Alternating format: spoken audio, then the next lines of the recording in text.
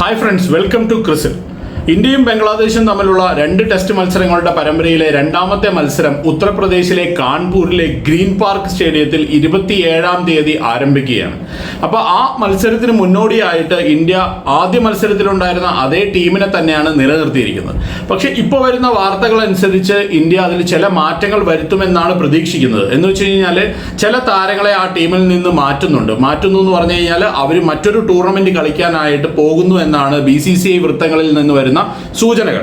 അതിൽ ഏറ്റവും ഇമ്പോർട്ടന്റ് ആയിട്ടുള്ള താരങ്ങൾ എന്ന് പറയുന്നത് ഇന്ത്യയുടെ ഫാസ്റ്റ് ബോളർ ആയിട്ടുള്ള യശ് ദയാൽ. അദ്ദേഹം കഴിഞ്ഞ മത്സരത്തിൽ പങ്കെടുത്തിരുന്നില്ല. അതുപോലെ തന്നെ എക്സ്ട്രാ വിക്കറ്റ് കീപ്പറായിട്ട് ടീമിലുണ്ടായിരുന്ന ധ്രുവ് ജൂറൽ, പിന്നെ സർഫറാസ് ഖാൻ. ഈ 3 താരങ്ങളെയാണ് ഇന്ത്യൻ ടീമിൽ നിന്ന് റിലീസ് ചെയ്യുന്നതെന്ന് പറയപ്പെടുന്നു. കൃത്യമായ ഒരു ന്യൂസ് ഇതുവരെ പുറത്തു വന്നിട്ടില്ല.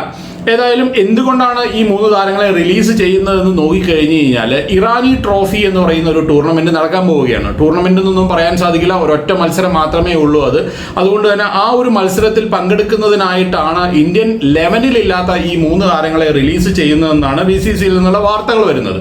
എന്താണ് ഇറാനി ട്രോഫി? ആദ്യം നമുക്ക് രഞ്ജി ട്രോഫി എന്താണെന്നൊന്ന് പരിശോധിക്കുകയാണെങ്കിൽ നമുക്കറിയാം, രഞ്ജി ട്രോഫി എന്ന് പറയുന്നത് ഇന്ത്യയിലെ വിവിധ സംസ്ഥാനങ്ങൾ തമ്മിൽ മത്സരിക്കുന്നതിനാണ്. അത് മൾട്ടി ഡേ ഫോർമാറ്റിൽ മത്സരിക്കുന്നതിനാണ് രഞ്ജി ട്രോഫി എന്ന് പറയുന്നത്. കേരളവും തമിഴ്നാടും, കേരളവും കർണാടകയും, കേരളവും ആന്ധ്രയും ഒക്കെ തമ്മിൽ മത്സരിക്കുന്നതിനാണ് രഞ്ജി ട്രോഫി എന്ന് പറയുന്നത്. 4 ദിവസം നീണ്ടു നിൽക്കുന്ന മത്സരങ്ങളാണ് രഞ്ജി ട്രോഫി മത്സരങ്ങൾ. അതിൽ സെമി ഫൈനലും പലപ്പോഴും 5 ദിവസമായിട്ട് മാറ്റാറുമുണ്ട്. ഏതായാലും രഞ്ജി ട്രോഫി മത്സരങ്ങൾ കളിക്കുന്ന താരങ്ങളെയാണ് രഞ്ജി ട്രോഫി താരങ്ങൾ എന്ന് വിളിക്കുന്നത്. ഇനി അത് കഴിഞ്ഞാൽ അടുത്ത ഒരു സ്റ്റെപ്പ് എന്ന് പറയുന്നത് ദുലൂപ് ട്രോഫിയാണ്. ഇപ്പൊ നമ്മൾ കണ്ടതാണ്, ദുലൂപ് ട്രോഫി മത്സരങ്ങൾ ഇപ്പൊ ജസ്റ്റ് അവസാനിച്ചിട്ടേ ഉള്ളൂ. അപ്പൊ ഈ ദുലൂപ് ട്രോഫിയുടെ ഒരു ചരിത്രം പരിശോധിക്കുകയാണെങ്കിൽ 1961 ദുലൂപ് ട്രോഫിക്ക് ആദ്യമായിട്ട് തുടക്കം കുറിക്കുന്നത്. അപ്പൊ ദുലൂപ് ട്രോഫിയുടെ ഒരു ഫോർമാറ്റ് എന്ന് പറയുന്നത് ആദ്യ കാലഘട്ടങ്ങളിൽ എങ്ങനെയായിരുന്നു എന്ന് ചോദിക്കുകയാണെങ്കിൽ ഇന്ത്യയെ ടോട്ടലായിട്ട് 5 സോണുകളായിട്ട് തിരിച്ചിട്ട് ആ 5 സോണിൽ നിന്നുള്ള ടീമുകളാണ് ദുലൂപ് ട്രോഫിയിൽ മത്സരിച്ചിരുന്നത്. നമ്മൾ കേരളം സൗത്ത് സോണിലാണ് വന്നിരുന്നത്. കാരണം കേരളം എന്ന് പറയുന്നത് ഇന്ത്യയുടെ ഈ സൗത്ത്, അതായത് തെക്കേ അറ്റത്താണല്ലോ. അതുകൊണ്ട് തന്നെ നമ്മൾ സൗത്ത് സോണിലാണ്. കേരളം, തമിഴ്നാട്, കർണാടക, ആന്ധ്ര, ഗോവ എന്നീ സംസ്ഥാനങ്ങളെല്ലാം തന്നെ വരുന്നത് ഈ സൗത്ത് സോൺ എന്ന് പറയുന്ന ഒരു റീജിയനിലായിരുന്നു. മറ്റൊന്നെന്ന് പറയുന്നത് വെസ്റ്റ് സോൺ ആണ്, നോർത്ത് സോൺ ഉണ്ട്, ഈസ്റ്റ് സോൺ ഉണ്ട്, സെൻട്രൽ സോൺ എന്ന് പറയുന്ന ഒരു സോൺ ഉണ്ട്. മധ്യപ്രദേശൊക്കെ വരുന്നത് സെൻട്രൽ സോൺ, ഉത്തർപ്രദേശും സെൻട്രൽ സോണിലാണ് വരുന്നത്. ഈസ്റ്റ് എന്ന് പറഞ്ഞു കഴിഞ്ഞാൽ നമുക്കറിയാം ബംഗാൾ, ഒറീസ അതുപോലെയുള്ള സംസ്ഥാനങ്ങളൊക്കെ വരുന്നതാണ് ഈസ്റ്റ് എന്ന്. വെസ്റ്റ് എന്ന് പറയുന്നത് വളരെ സ്ട്രോങ് ആയിട്ടുള്ള ഒരു ടീമായിരിക്കും എപ്പോഴും. വെസ്റ്റ് എന്ന് പറയുന്നത് മുംബൈ അതിന്റെ ഭാഗമാണ്. അതുപോലെ തന്നെ ബറോഡ, ഗുജറാത്ത് ഇതെല്ലാം വെസ്റ്റ് സൈഡിലാണ് വരുന്നത്. അപ്പൊ ഇതാണ് ദുലൂപ് ട്രോഫിയുടെ ഒരു ഫോർമാറ്റ് ആയിട്ട് ഉണ്ടായിരുന്നത്. എന്നാൽ കുറച്ച് വർഷങ്ങൾക്ക് മുമ്പേ അതിലൊരു ചെറിയ മാറ്റം വരുത്തുകയും അത് India green, India blue, India red എന്ന് പറഞ്ഞിട്ട് 3 ടീമുകളായിട്ട് 3 ടീമുകളിലേക്കുള്ള താരങ്ങളെ ടോട്ടൽ ഇന്ത്യയിൽ നിന്ന് തെരഞ്ഞെടുത്ത് അങ്ങനെ 3 ടീമുകളായിട്ട് മത്സരിപ്പിക്കുന്ന ഒരു രീതി ദുലൂപ് ട്രോഫിയിൽ അവലംബിക്കുകയും ചെയ്തു. അപ്പോൾ ഈ രഞ്ജി ട്രോഫി കളിച്ച താരങ്ങൾ അതിൽ ഏറ്റവും നന്നായിട്ട് സംസ്ഥാനത്തിന് വേണ്ടി പെർഫോം ചെയ്യുന്ന താരങ്ങളെയാണ് ആ സോൺ ടീമിലേക്ക്, സൗത്ത് സോൺ ടീം, ഇപ്പൊ എക്സാമ്പിൾ പറയുകയാണെങ്കിൽ കേരളത്തിന് വേണ്ടി ഏറ്റവും മികച്ച പ്രകടനം കാഴ്ചവെക്കുന്ന ഒരു താരത്തെയാണ് സൗത്ത് സോൺ ദുലൂപ് ട്രോഫി ടീമിലേക്ക് തെരഞ്ഞെടുക്കപ്പെടുന്നത്. അപ്പോൾ അതിൽ ആന്ധ്രയിൽ നിന്നും, കർണാടകയിൽ നിന്നും, ഹൈദരാബാദിൽ നിന്നും, തമിഴ്നാട്ടിൽ നിന്നുമുള്ള എല്ലാ താരങ്ങളും ഉണ്ടാവും. അപ്പൊ അതുകൊണ്ട് തന്നെ അത് കുറച്ചും കൂടെ മുകളിലാണ്. ഇപ്പൊ രഞ്ജി ട്രോഫി പ്ലെയറിനേക്കാളും കുറച്ച് മുകളിലാണ് ദുലൂപ് ട്രോഫിയിൽ പാർട്ടിസിപ്പേറ്റ് ചെയ്തു എന്ന് പറയുമ്പോൾ. അപ്പോൾ അതാണ് ദുലൂപ് ട്രോഫിയുടെ ഒരു ഫോർമാറ്റ്. പക്ഷേ ഈ വർഷം കുറച്ചും കൂടെ വ്യത്യസ്തമായിട്ടുള്ള രീതിയിലാണ് BCCI ദുലൂപ് ട്രോഫി കണ്ടക്ട് ചെയ്തത്. ദുലൂപ് ട്രോഫിയിൽ ഈ വർഷം India A, B, C, D ഇങ്ങനെ 4 ടീമുകളെ പങ്കെടുപ്പിച്ചുകൊണ്ട് ഇന്ത്യയുടെ ആ ഒരു ഡൊമസ്റ്റിക് സർക്യൂട്ടിൽ ഏറ്റവും നന്നായിട്ട് പെർഫോം ചെയ്ത താരങ്ങളെ എല്ലാവരെയും എടുത്തുകൊണ്ട് 4 ടീമാക്കിയിട്ട് India A, India B, India C, India D എന്ന് പറഞ്ഞിട്ടുള്ള ഒരു രീതിയിലായിരുന്നു. ഇപ്പോഴാണ് ജസ്റ്റ് ആണ് അത് കഴിഞ്ഞത്. അതിൽ ഇന്ത്യ A വിജയിക്കുകയും ചെയ്തു. മയങ്ക് അഗർവാൾ ആയിരുന്നു ഇന്ത്യ A ടീമിന്റെ ക്യാപ്റ്റൻ ആയിട്ടുണ്ടായിരുന്നത്. അപ്പോൾ അതിലെ പെർഫോമൻസ് എല്ലാം ഈ ഇന്ത്യൻ ടീമിലേക്കുള്ള സെലക്ഷനിൽ ഒരു വലിയ ഘടകമായി മാറുകയും ചെയ്യാറുണ്ട്. ഇനി അടുത്ത ഒരു സംഭവമാണ് ഇപ്പോൾ വരാൻ പോകുന്ന ഇറാനി കപ്പ് എന്ന് പറയുന്നത്, ഇറാനി ട്രോഫി എന്ന് പറയുന്നത്. ഇപ്പൊ ഇറാനി ട്രോഫി എന്ന് പറയുന്നതിന് ഞാൻ ഇത്രയും പറയാനുള്ള കാരണം ഈ 3 താരങ്ങളെ ഇന്ത്യൻ സ്ക്വാഡിൽ നിന്ന് റിലീസ് ചെയ്യാൻ സാധ്യതയുണ്ട് എന്നുള്ളതാണ്. അപ്പൊ ഞാൻ ആദ്യം പറഞ്ഞു, രഞ്ജി ട്രോഫി എന്ന് പറഞ്ഞ സംസ്ഥാനങ്ങളും അല്ലെങ്കിൽ അതുപോലെയുള്ള പല ടീമുകളും ഒക്കെ പങ്കെടുക്കുന്നതാണ്. ഏകദേശം 10-30 മീതെ ഉള്ള ടീമുകൾ ആ രഞ്ജി ട്രോഫി മത്സരങ്ങളിൽ പങ്കെടുക്കുന്നുണ്ട്. എന്നാൽ ഈ പറഞ്ഞ ദുലൂപ് ട്രോഫിയിലാകട്ടെ ഞാൻ ആദ്യം 5 സോണായിട്ട് തിരിച്ചിട്ട് അതാണെന്ന് പറഞ്ഞു. ഇപ്പോൾ 4 ടീമുകളാണ് ഈ വർഷത്തെ ദുലൂപ് ട്രോഫിയിൽ പങ്കെടുത്തത്. എന്നാൽ ഇറാനി ട്രോഫി എന്ന് പറയുന്നത് 2 ടീമുകൾ ടീമുകൾ മാത്രമാണ് പങ്കെടുക്കുന്നത്. ആ 2 ടീമുകൾ എന്ന് പറയുന്നത് ആ 2 ടീമുകളെ എങ്ങനെയാണ് തിരഞ്ഞെടുക്കുന്നതെന്ന് ചോദിക്കുകയാണെങ്കിൽ അതിൽ ഒരു ടീം കഴിഞ്ഞ വർഷത്തെ രഞ്ജി ട്രോഫി ചാമ്പ്യന്മാരായിരിക്കും. ഏത് ടീമാണോ കഴിഞ്ഞ സീസണിൽ രഞ്ജി ട്രോഫിയിൽ ചാമ്പ്യന്മാരാകുന്നത് ആ ടീമായിരിക്കും ഇറാനി ട്രോഫിയിൽ മത്സരിക്കാൻ പോകുന്ന ഒരു ടീം എന്ന് പറയുന്നത്.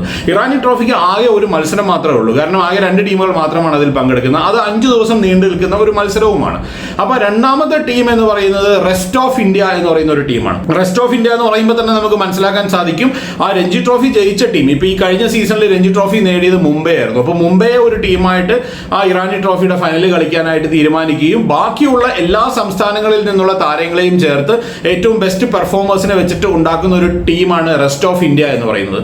ഈ ഇറാനി ട്രോഫിയുടെ ഒരു ചരിത്രം പരിശോധിക്കുകയാണെങ്കിലും 1960-ലാണ് ഇറാനി ട്രോഫിക്ക് തുടക്കം കുറിച്ചത്. അതിൽ ഏറ്റവും കൂടുതൽ പ്രാവശ്യം ജയിച്ചിട്ടുള്ളതും ഈ റെസ്റ്റ് ഓഫ് ഇന്ത്യ എന്ന് പറയുന്ന ടീമാണ്. കാരണം ഒബ്വിയസ്ലി എല്ലാ വർഷവും ആ ടൂർണമെന്റിൽ പങ്കെടുക്കുന്ന ഒരു ടീമാണല്ലോ. ആ ഒരു ഫൈനൽ മത്സരം മാത്രമേ ഉള്ളൂ അതിൽ പങ്കെടുക്കുന്ന ടീം എന്ന് പറയുന്നത് റെസ്റ്റ് ഓഫ് ഇന്ത്യ ആണല്ലോ. മറ്റത് മാറി വരും. രഞ്ജി ട്രോഫി ആരാണോ ചാമ്പ്യന്മാരാകുന്നത് അതിനനുസരിച്ചിട്ട് അത് മാറി വരും. പക്ഷേ രണ്ടാമത് ഏറ്റവും കൂടുതൽ ഫൈനൽ കളിച്ചിട്ടുള്ള ഒരു ടീം അല്ലെങ്കിൽ കപ്പ് നേടിയിട്ടുള്ള ഒരു ടീം എന്ന് പറയുന്നത് മുംബൈ തന്നെയാണ്. കാരണം മുംബൈയുടെ രഞ്ജി ട്രോഫി ഹിസ്റ്ററി എന്ന് പറയുന്നത് നമുക്കറിയാം 40-ൽ കൂടുതൽ പ്രാവശ്യമാണ് രഞ്ജി ട്രോഫിയിൽ മുംബൈ മുത്തമിട്ടിട്ടുള്ളത്. അപ്പൊ അതുകൊണ്ട് തന്നെ ആ ഒരു ടീമാണ് രണ്ടാമത്തെ ടീം എന്ന് പറയുന്നത്. അപ്പൊ ഈ ഇറാനി ട്രോഫി നടക്കുന്നത് ഈ വരുന്ന ഒക്ടോബർ 1-ാം തീയതി മുതൽ 5-ാം തീയതി വരെയാണ്. അത് നടക്കാൻ പോകുന്നത് ലക്നൌവിൽ വെച്ചിട്ടാണ്, ഏക്നാ സ്റ്റേഡിയത്തിൽ വെച്ചിട്ടാണ് നടക്കാൻ പോകുന്നത്. ഇന്ത്യയും ബംഗ്ലാദേശും തമ്മിലുള്ള 2-ാം ടെസ്റ്റ് നടക്കാൻ പോകുന്നത് ഈ 27-ാം തീയതി മുതൽ, അതും ഉത്തർപ്രദേശിലെ കാൺപൂരിൽ വെച്ചിട്ടാണ്.